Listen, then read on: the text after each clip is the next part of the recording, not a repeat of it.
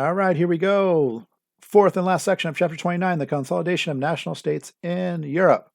So, what are we talking about here? So, we're going to start to talk about how we're going to have these new things called nations really start to be created. We're going to talk about that, and that idea of nations or people coming together is going to be a huge force in nationalism, or these groups of people demanding their own political rights, as inspired by the uh, is inspired by the Enlightenment and the competition between states in Europe.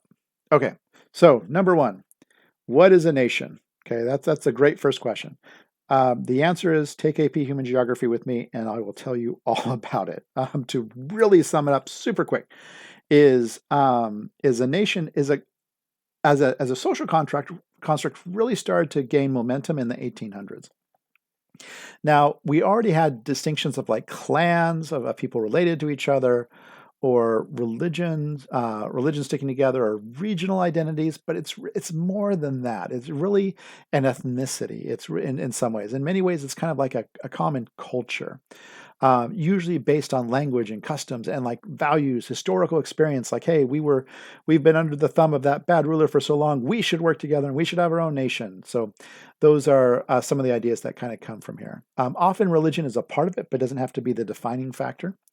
And the idea of this nation has a really important relationship with the idea of political boundaries. Because again, we live in a world now where every like square inch of this planet is claimed by someone, if not multiple people. And that just wasn't the case before. So before, these empires would normally have their empire, and then the border would just kind of be out there. There it would be, that you'd have frontiers between different empires.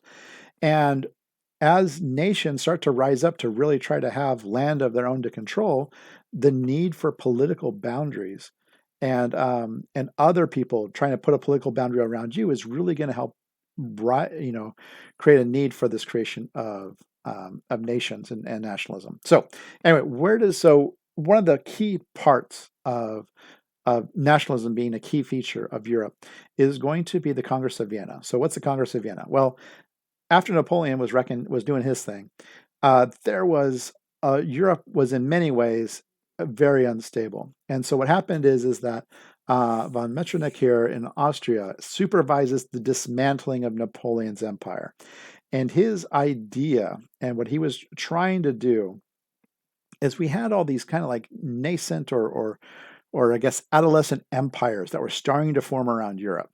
And so what Metternich wanted for himself as an Austrian and many of the other royal families is they wanted there to be like some sort of balance of power.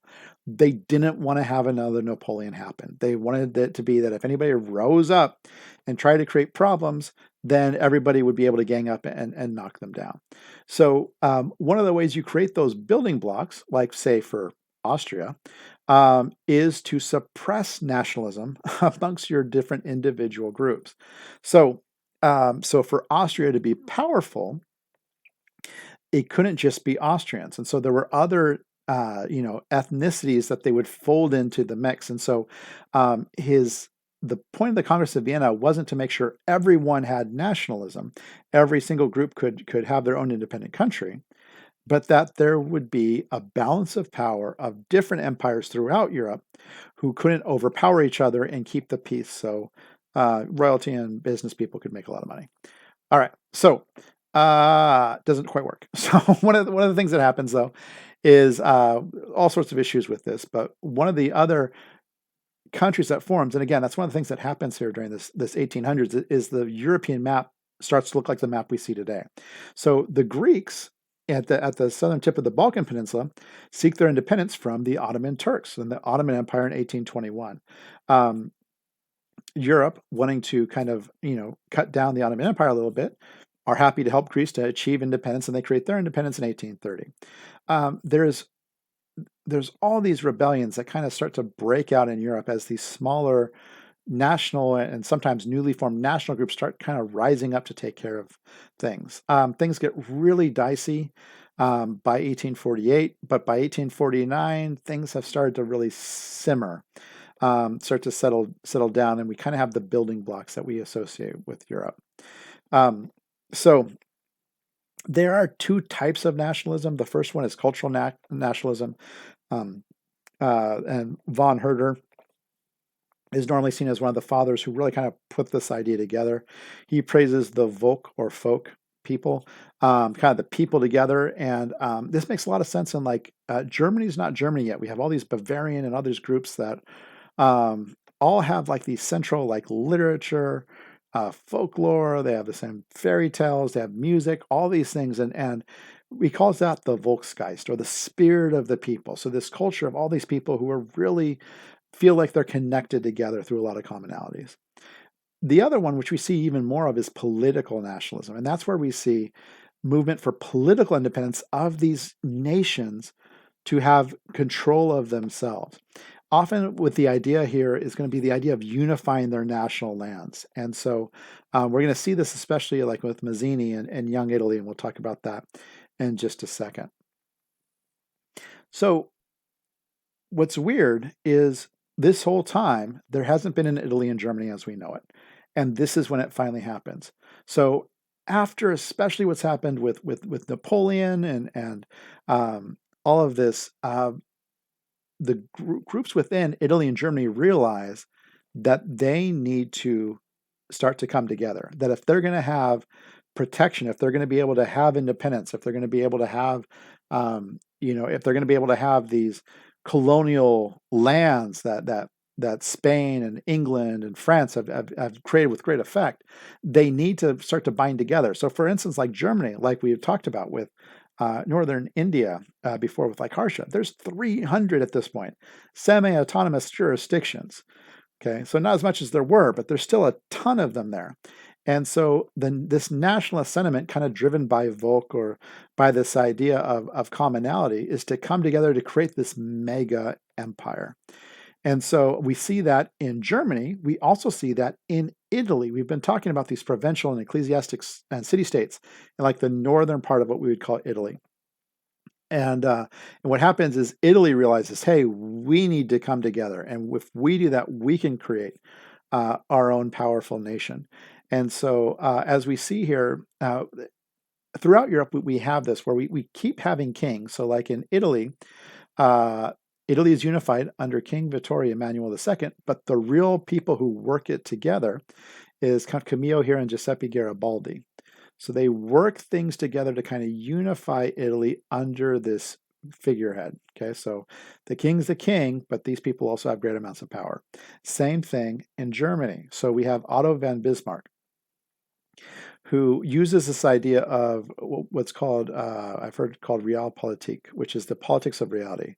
The idea of, you just do whatever it takes to get power. It might not be always on the up and up, and it might always be glorious. But hey, if it's going to get you power, then yeah, of course you do it. So he uses war, and so one of the ways he kind of creates the German Empire is with the wars with the neighboring areas. And so again, this Second Reich. So Otto von Bismarck, again has a figurehead. He has King Wilhelm here, names him the emperor, but he sets himself up as the leader here of the Second Reich, or the second ruling, or the Second Empire. He tries to tie in to the folklore around the Holy Roman Empire being the First Reich, and then Otto von Bismarck is creating the Second Reich, and then wait till you hear about the Third Reich next era. Horrible, horrible story. But he's doing this to try to create power, and we'll talk more about that later. And again, we can see it's kind of bit by bit at first, kind of starts here and just kind of moves its way down.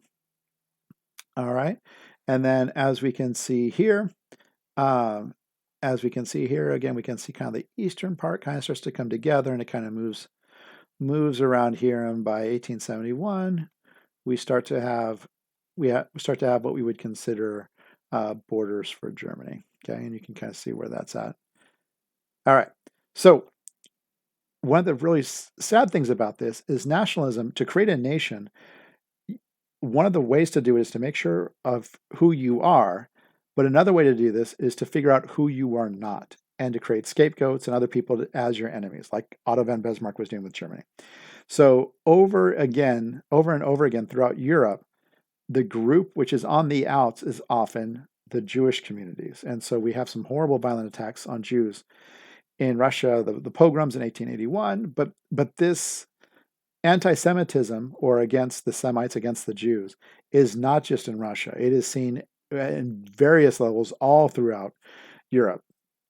And so, part of that has to do with the distinction of their culture, the ceremonies they have to go through, what they have to wear at times. Also, not all Jews obviously are not rich, but the Torah and the Old Testament, if you're a Christian, has several very powerful monetary guidelines, which for anybody can help them make money. And so this is creates the ideas of conspiracy and that these Jews are taking all the money and they're really running things behind the scenes. So this anti-Semitism Semitism is a rallying cry for many European nationals. And another real keystone here, besides the pogroms, is Captain Alfred Dreyfus, who is a French military captain who's framed for selling military secrets to Germany, and has this huge trial about this Jew who may have totally been a traitor to the French. Because remember, this is only a few decades after Napoleon, so France and Germany, who just got destroyed by France a few decades earlier, this is horrible news to them. So sorry, that's the opposite way. So the French and Germans again are natural enemies, though. So sorry about that. And there is bad blood between the countries. So he's eventually exonerated, but again, this creates this whole huge story about the issues with the Jews in European nations. So a key person you need to know is Theodor Herzl. So he's an Austrian journalist who is at the Dreyfus trial and sees what's unfolding there. Again, he's a reporter, so he knows and hears about all this anti-Semitism that is just moving through Europe. And whereas the Enlightenment has brought so much help and revolution to so many people, it wasn't working for the Jews. And so to try to survive, he started working with Jews to try to figure out, we need, just as Italy and Germany had been creating their nations, he was like, we need a nation. The Jews need a nation. And so they decide, so as he's talking and goes through, he's a big proponent for their Zion, for their home to be Jerusalem, which again, if you know your Torah or Old Testament, is one of the names basically for Jerusalem and Palestine. This also is at a time period where the land it has an ability to be settled. We have a lot of Arab Muslims, but we have some Christian populations, Arab Christians, and we have some Jews, and so it's a place that's somewhat friendly. It's workable for the idea of possibly a Jewish state rising there. So in 1897, they convened the First World Zionist Congress, and with that is the end of chapter 29.